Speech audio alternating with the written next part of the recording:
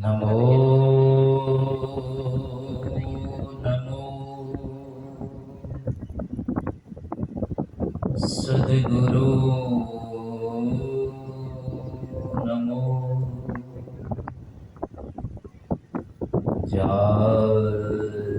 समको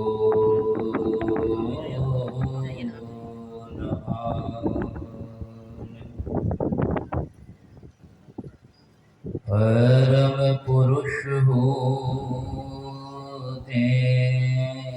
अधिक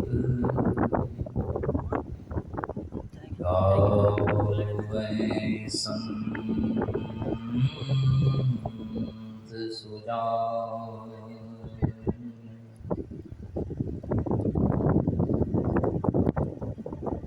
सतत स्मरणीय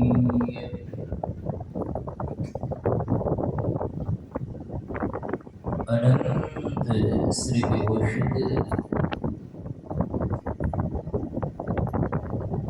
20वीं शताब्दी के महान संसद गुरु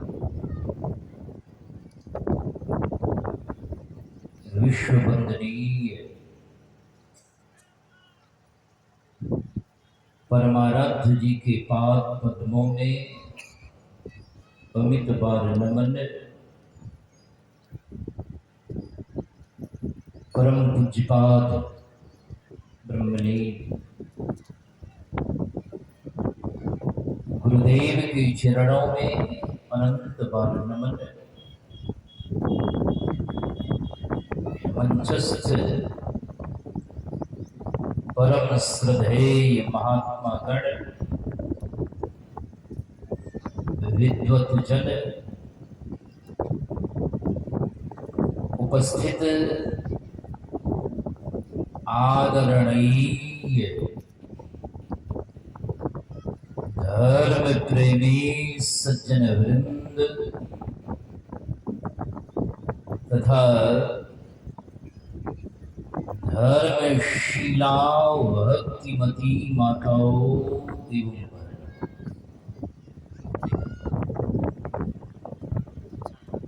अभी हम लोग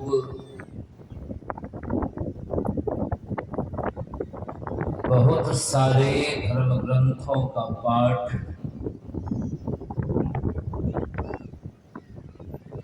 जैसे वेद दर्शन योग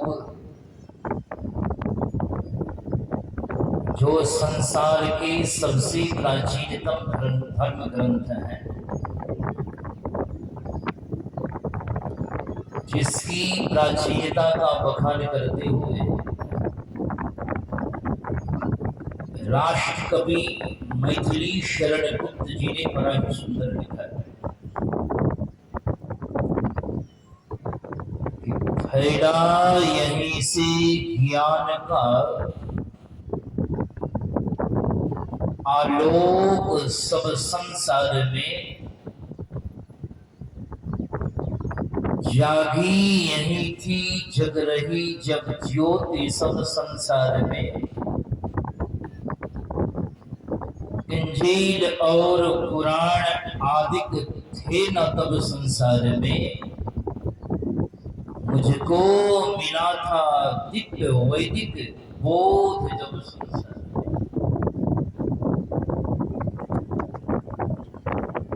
वे दर्शन योग सत्संग योग भाग पहला उपनिषद की वाणी,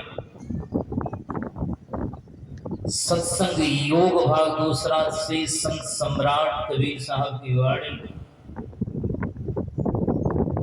और सत्संग योग भाग चौथा से परमाराध्य जी की वाणी को पाठक्रम में श्रवण कर रहे हैं। हमारे परम पूज्यपाद यदा कदा कहा करते थे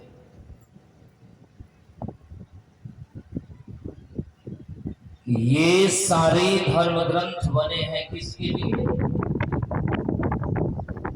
के लिए, वैसे के लिए पशु के लिए, पक्षी के लिए नहीं, केवल मनुष्य के लिए। इसलिए जहां कहीं भी संत महापुरुष उपदेश करते हैं तो मनुष्यों के बीच में ही उपदेश करते हैं। ऐसा क्यों? अनेक कारण हैं। परमात्मा की सृष्टि में मनुष्य को सिरमौर कहा गया। सिरमौर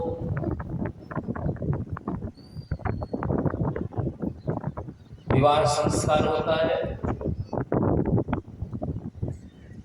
जिसके माथे पर मोर होते हैं वे क्या कहलाते हैं? और दुल्हा भी। अरे दुल्हा का अर्थ तो हुआ कि अभी अकेले हैं और दूसरे को लाने के लिए जा रहे हैं, दुल्हा, उसको दुल्हा कहते हैं। लेकिन जिसके सिर पर मोर रहता है उसको क्या कहते हैं? तो वर।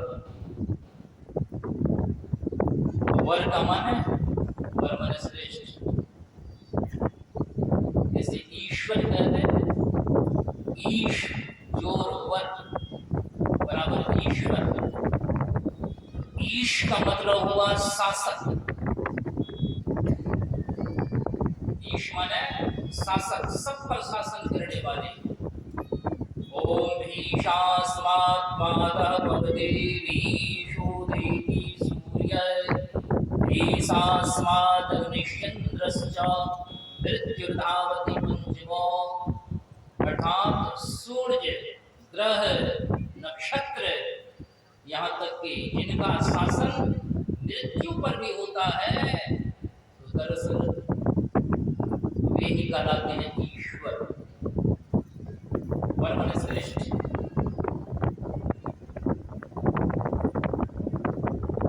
तो वर का माने श्रेष्ठ हुआ, जिसके माथे पर मोर रहता है वे श्रेष्ठ कहलाते हैं। चाहे उस वहां माननीय प्रधानमंत्री जी तो नहीं है, माननीय मुख्यमंत्री जी क्यों नहीं है, विवाह में गए हैं, लेकिन वे भी बड़े नहीं है, उसको वर नहीं कहते हैं। वर कौन है? श्रेष्ठ कौन है? जिनके माथे पर मोर रहता है वे वर कहलाते हैं। वर बने वे श्रेष्ठ कहलाते हैं। परमात्मा की सृष्टि का सिरमौर कहा गया है किसको? तो मनुष्य। तो इसलिए सारे वेद, पुराण, गीता, रामायण इसलिए मनुष्य के लिए सारे सब कुछ बने हैं।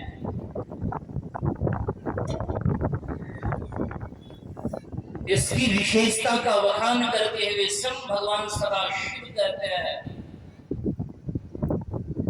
देहस्थाः सर्वविद्याश्च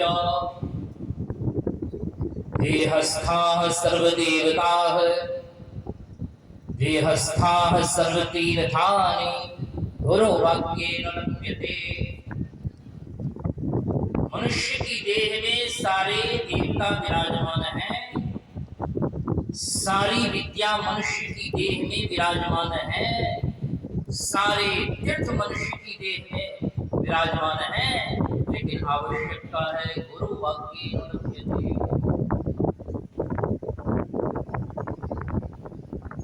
इसलिए सारे वेद, पुराण, गीता, रामायण मनुष्य के लिए ही है। ये भी अर्थ हुआ, बढ़िया अर्थ हुआ। लेकिन हमारे परम पूज्यपाद यदा कदा कहा करते थे,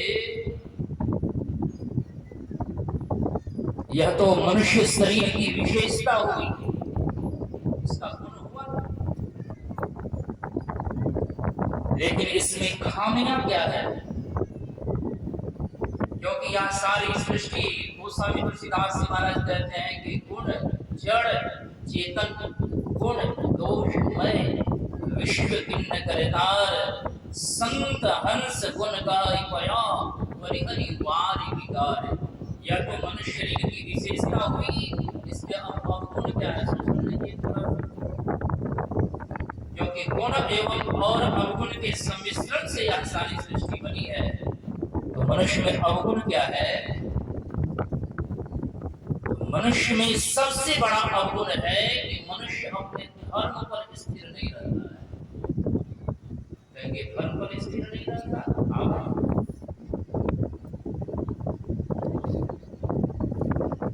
गधा को परमात्मा ने शाकाहारी प्राणी बनाया है। गधा क्या है? शाकाहारी प्राणी। शाकाहारी प्राणी और मांसाहारी प्राणी के लक्षण अलग अलग होते हैं। मैं अति संक्षेपण के साथ प्रयास कर रहा हूं। मांसाहारी प्राणी का जब जन्म होता है तो जन्म से उसकी आंखें बंद रहती हैं, कई दिनों के पश्चात उसकी आंखें खुलती हैं। बिल्ली बच्चा देती है, कुतिया बच्चा देती है। आप देखेंगे कि उसके जो बच्चे हैं तो कई दिनों के पश्चात उसकी आंखें खुलती है, जबकि शाकाहारी प्राणी के जन्मते ही आंखें खुल जाती है। जैसे गाय जन्मती है तो जन्मते ही बछड़ी की आंखें खुल जाती है। उसी तरह से हमारा आपका भी जन्म हुआ, मनुष्य का भी जन्म होता है तो जन्मते ही आंखें खुल जाती है। अरे अपने संबंध में याद नहीं है, लेकिन बच्चे को तो दिखते हैं। मांसाहारी प्राणी जब पानी पीता है तो चाट चाट करके पानी पीता है। कुत्ता को दीजिए पानी पीने के लिए, बिल्ली को दीजिए पानी पीने के लिए, बाघ सिंह इत्यादि जानवर जब पानी पीते हैं तो चाट चाट करके जिह्वा से वो पानी पीते हैं, जबकि शाकाहारी प्राणी सुरख करके पानी पीता है।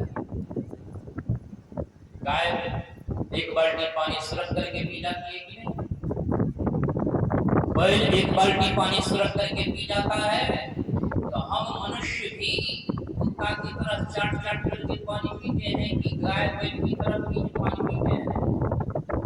मनुष्य की यदि प्यासा है तो एक जग पानी है कि एक लोटा पानी है कि एक गिलास पानी है, सुरख करके पीता है। दो अंतर हो गए। तीसरा अंतर है कि मांसाहारी प्राणी के दांत और नाखून ये दोनों नुकीले होते हैं। बिल्ली के नाखून को हम देखते हैं, बाघ सिंह के नाखून को देखते हैं, कुत्ता के नाखून को देखते हैं, उसके दांत भी नुकीले होते हैं, जबकि शाकाहारी प्राणी के दांत और नाखून ये दोनों चौड़े और चिपटे होते हैं। हमारा गाय की खुली को देखें, आप गाय के दांतों को देखें, उसी तरह से हमारा आपका भी दांत थोड़ा चिपटा है। ज्यादा उदाहरण नहीं दूंगा, समय कम है। इन दो चार उदाहरणों से यह सिद्ध हो जाता है कि मनुष्य क्या है। जैसे गाय बैल भैंस इत्यादि शाकाहारी प्राणी है, उसी तरह से मनुष्य भी शाकाहारी प्राणी।